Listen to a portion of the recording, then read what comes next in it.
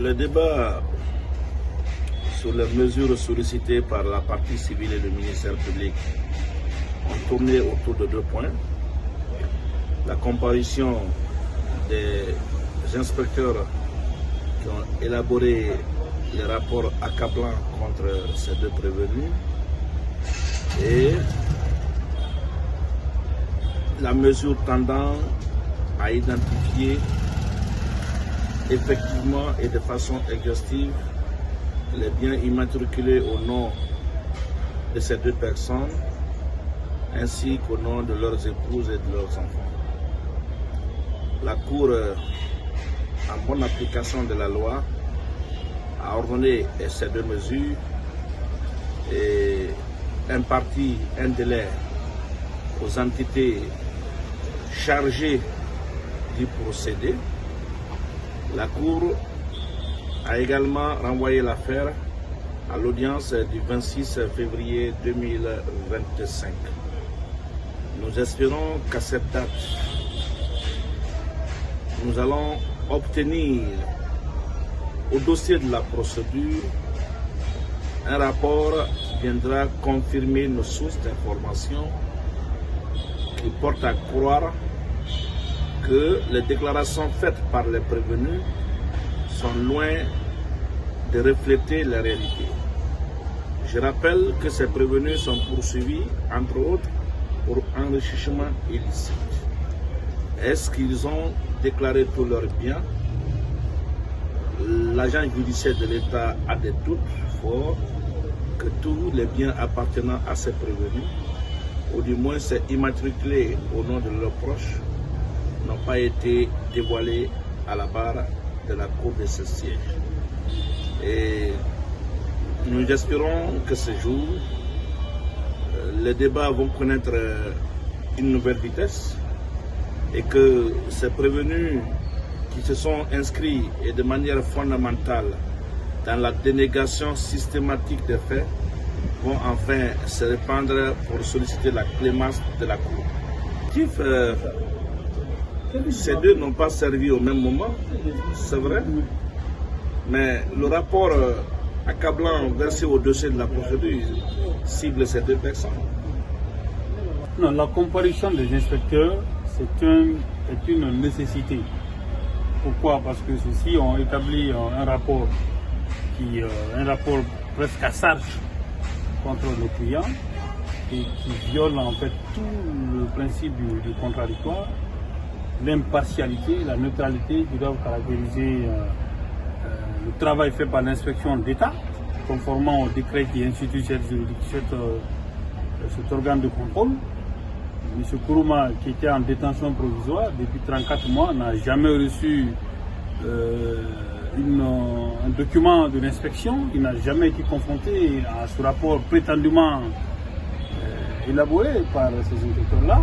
Donc nous avons relevé, parce que moi je n'ai même pas posé de questions sur le contenu du rapport. Moi ce qui m'intéresse c'est la forme d'abord du rapport. Et voilà, donc on demande à ceux qui viennent, ils vont s'expliquer.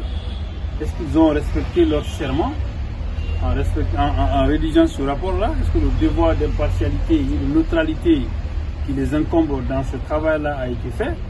Le procureur a voulu que ces gens-là puissent répondre par écrit. On a dit non, ils doivent venir physiquement devant le peuple de Guinée pour démontrer est-ce que le travail qu'ils ont fait là, est-ce que c'est avec sérieux, est-ce que c'est en respectant leur serment. Donc nous souscrivons à leur comparution. Par contre, la mesure qui consiste à l'identification des biens, nous considérons que cette mesure-là, elle est regrettable, elle est contraire au principe de loyauté dans l'administration de la preuve, elle est contraire au principe d'impartialité et de neutralité du juge qui ne doit pas être celui qui doit accompagner le parquet et la partie civile dans la recherche des nouveaux faits qui ne sont pas contenus dans l'ordonnance de renvoi. Je vous rappelle, l'ordonnance de renvoi qui est l'acte de saisine indique clairement les biens qui sont attribués à nos clients et pour lesquels ils doivent apporter des justifications quant à l'origine licite de ces biens-là. Et évidemment, On a démontré ça à l'audience et puisque le parquet est à court d'arguments et de preuves, le parquet demande à ce que la Cour puisse ordonner et qu'on identifie les biens, ce qui signifie clairement que pendant les 34 mois que M. Kourouma est en détention provisoire, le parquet n'avait aucun élément de preuve relativement aux biens qui auraient été illicitement acquis par M. Kourouma. C'est ce que nous avons regretté.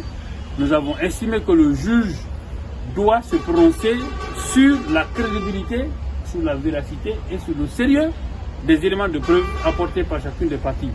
Mais le juge, il ne lui appartient pas de participer à la recherche des nouveaux faits qui ne sont pas dans l'ordonnance de renvoi. Ça, nous avons trouvé regrettable.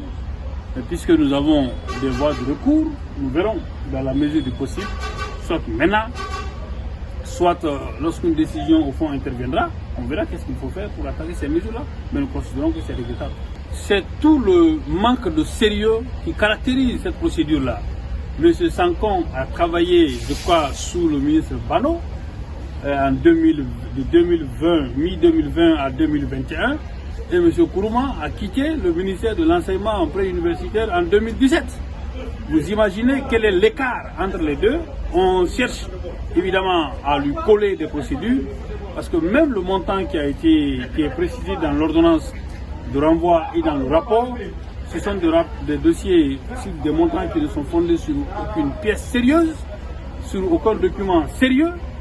Donc le premier discrédit qu'il faut jeter sur ce rapport farfelu, entaché de mensonges, truffé de contre-vérité, dénote déjà le fait que les deux n'ont pas travaillé ensemble. Comment ils peuvent détourner ensemble alors qu'ils n'ont pas travaillé ensemble? M. Kourouma, je rappelle, quand il est venu ici, il ne connaissait même pas Sankon. Il ne l'a jamais connu. C'est dans la salle d'audience qu'il a connu. Comment tu n'as pas travaillé avec un DAF? On peut dire que vous avez détourné avec ce dernier. Et pourquoi Sankon est là? Alors qu'il a travaillé sous Bano, on dit qu'il a détourné de l'argent sous Bano. Pourquoi Bano n'est pas là? C'est pas sérieux. Voilà, donc c'est ça. Merci. Merci beaucoup.